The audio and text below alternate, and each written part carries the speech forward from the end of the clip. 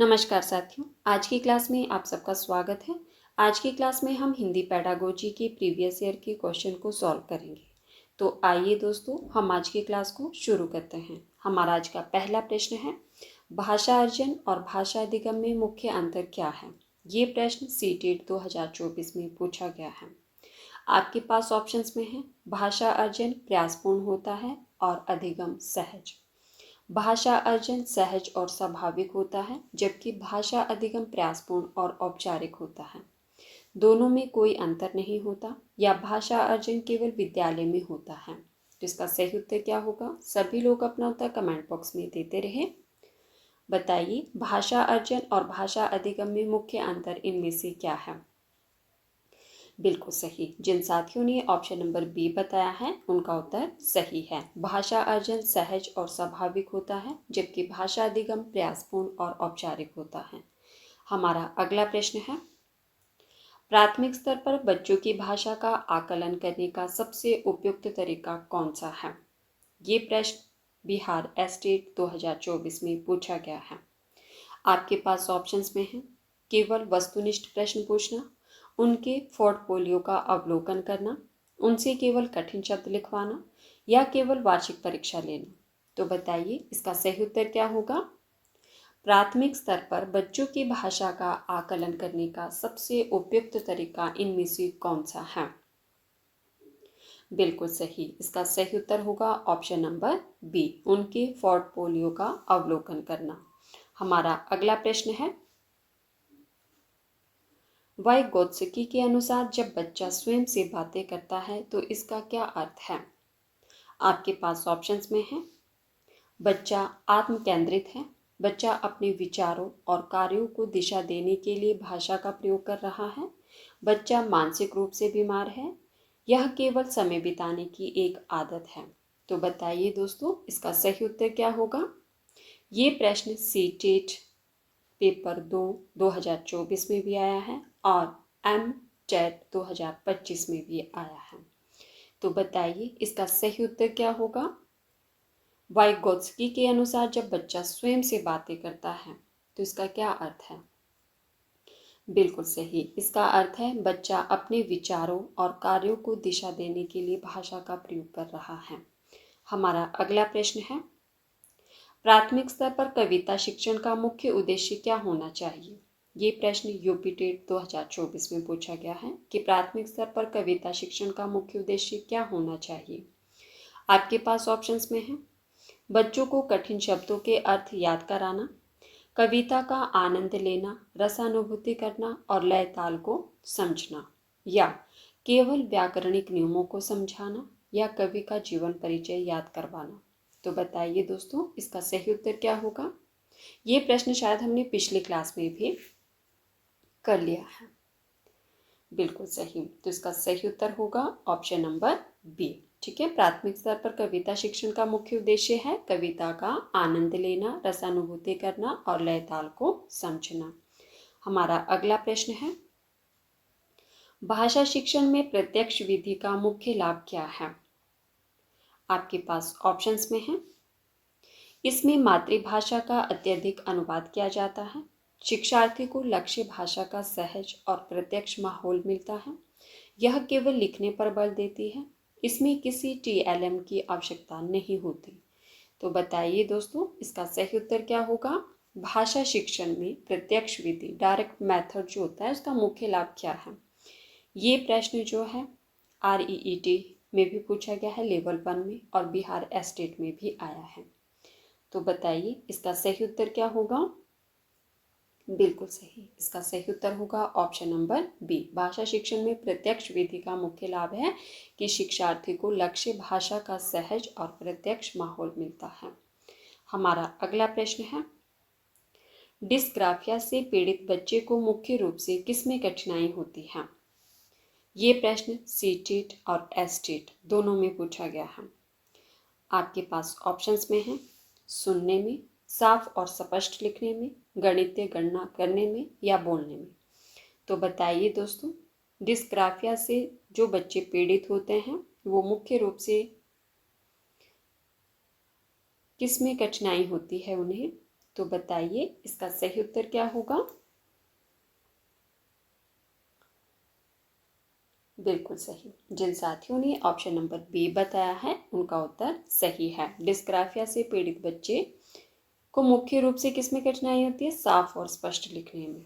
ठीक है, हमारा सही उत्तर है ऑप्शन नंबर बी। हमारा अगला प्रश्न है, कक्षा में बहुभाषिकता को एक शिक्षक को किस रूप में स्वीकार करना चाहिए? ये प्रश्न बार बार परीक्षा में पूछा जाता है, तो आपने ध्यान रखना है कि अगर कक्षा में बहुभाषिकता वाले छात्र है तो शिक्षक को किस रूप में उन्हें स्वीकार करना चाहिए। आपके पास ऑप्शंस में है, शिक्षण अधिगम प्रक्रिया में एक बड़ी बाधा, एक जटिल समस्या जिसे खत्म करना चाहिए, एक समृद्ध संसाधन जो अधिगम में मदद करता है, या छात्रों के बीच एक स्थायी दीवार। तो बताइए इसका सही उत्तर क्या होगा।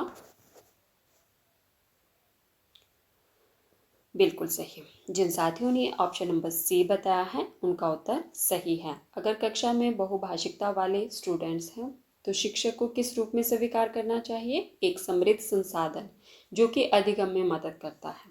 ठीक है, तो हमारा सही उत्तर है ऑप्शन नंबर सी।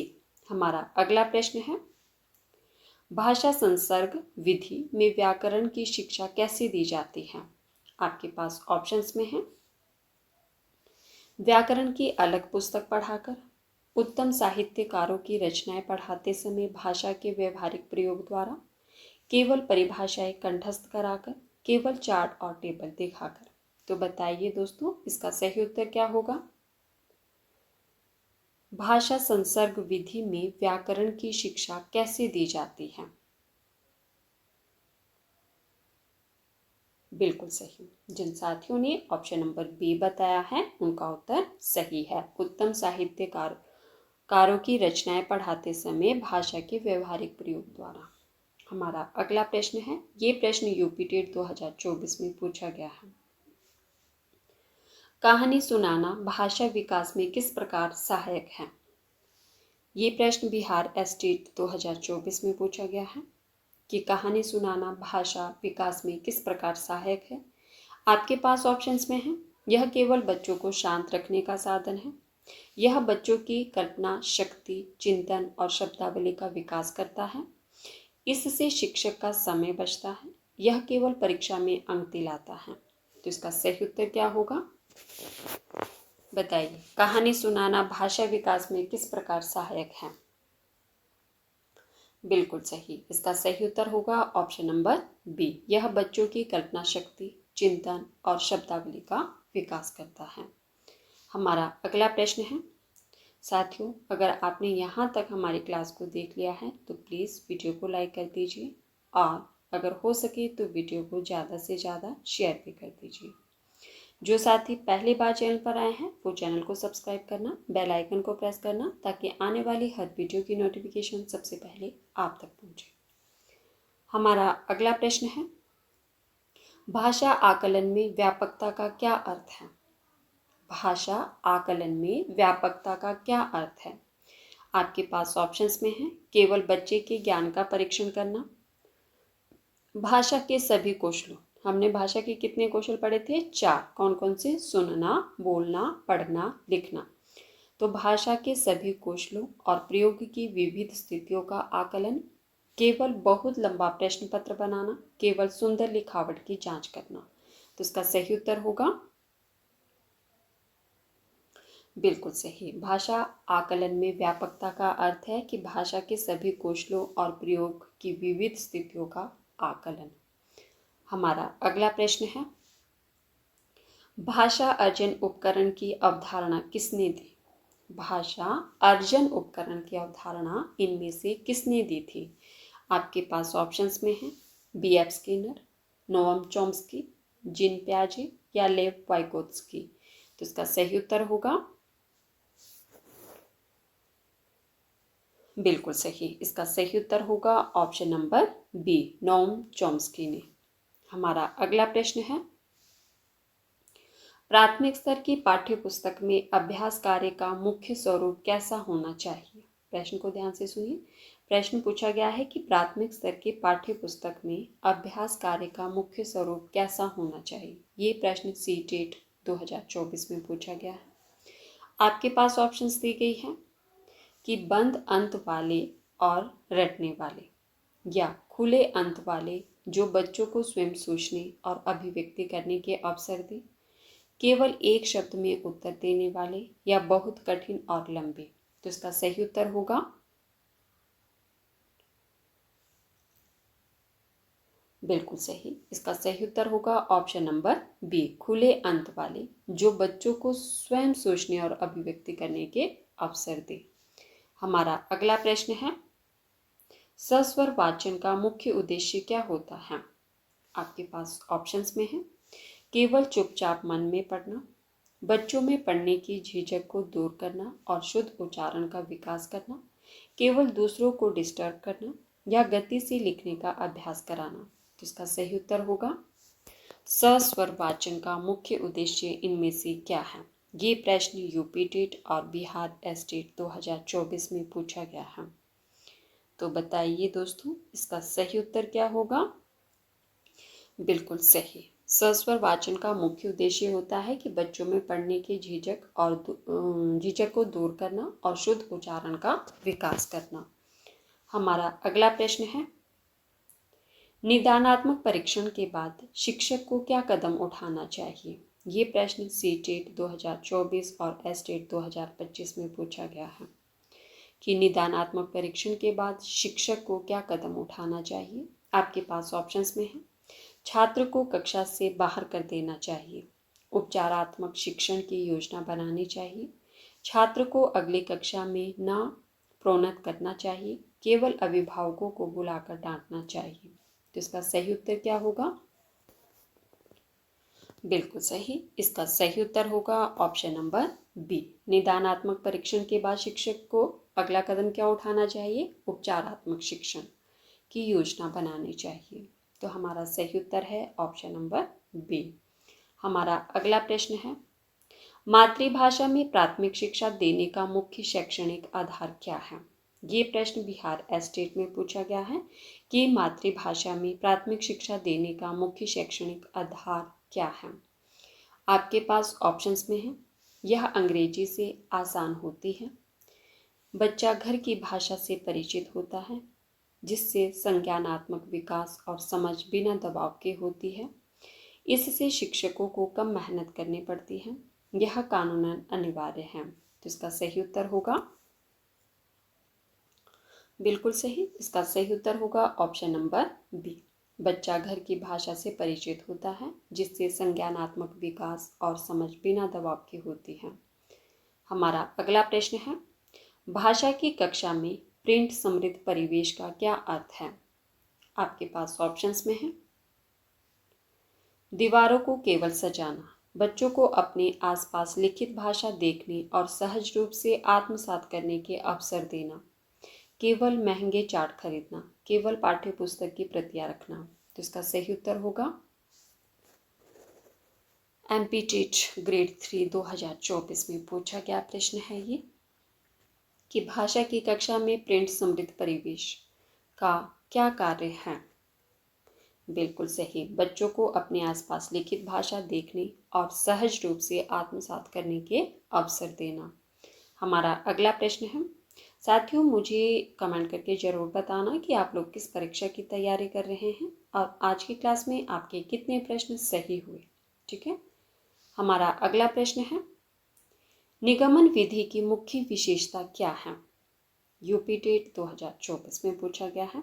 आपके पास ऑप्शंस में है, पहले उदाहरण देना फिर नियम निकालना, पहले नियम या सूत्र बताना फिर उदाहरणों से सिद्ध करना, केवल खेल कूद से सिखाना, किसी नियम का प्रयोग ना करना। तो इसका सही उत्तर होगा बिल्कुल सही। इसका सही उत्तर होगा ऑप्शन नंबर बी, पहले नियम या सूत्र बताना फिर उदाहरणों से सिद्ध करना। हमारा अगला प्रश्न है, पियाजे के अनुसार बच्चे में भाषा का विकास किस पर आधारित होता है? पियाजे के अनुसार बच्चे में भाषा का विकास किस पर आधारित होता है? सीटेट 2024 में पूछा गया है।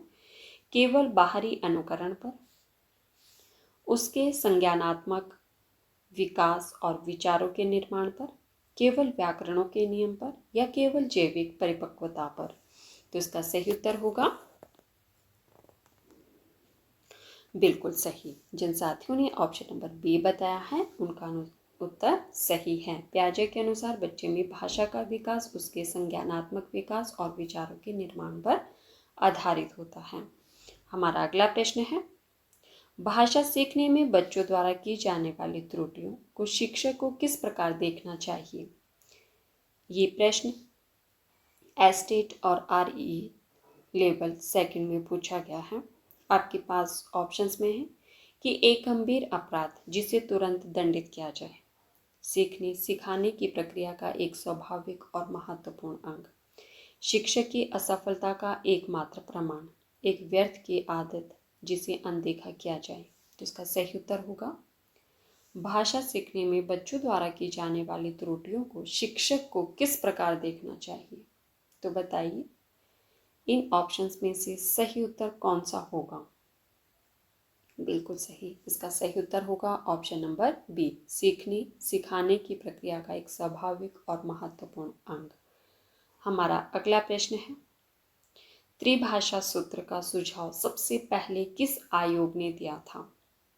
ये प्रश्न बिहार एस्टेट और यूपी टेट में पूछा गया है कि त्रिभाषा सूत्र का सुझाव सबसे पहले किस आयोग ने दिया था? आपके पास ऑप्शंस में है मुदालियर आयोग, कोठारी आयोग, राधाकृष्णन आयोग या वर्मा समिति।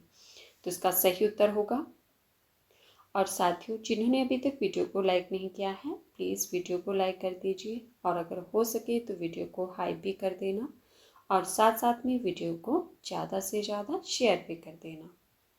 तो बताइए दोस्तों हमारे इस प्रश्न का सही उत्तर क्या होगा कि त्रिभाषा सूत्र का सुझाव सबसे पहले किस आयोग ने दिया था? बिल्कुल सही। इसका सही उत्तर होगा ऑप्शन नंबर बी, कोठारी आयोग। 1964 से 1966 का आयोग माना जाता है ये। तो हमारा सही उत्तर है ऑप्शन नंबर बी। ठीक है, तो साथियों ये थे हमारे आज के कुछ महत्वपूर्ण प्रश्न जिन पर हमने चर्चा की, और ये वो प्रश्न है जो पहले किसी ना किसी परीक्षा में पूछे गए हैं। ठीक है, और आगे भी परीक्षा में आने के 90% चांसेस है कि इससे ही आधारित प्रश्न आपकी परीक्षा में पूछे जाएंगे। ठीक है, और दोस्तों मुझे कमेंट करके ज़रूर बताना कि आज की क्लास में आपके कितने प्रश्न सही हुए। ठीक है, धन्यवाद। मिलते हैं अगली क्लास में।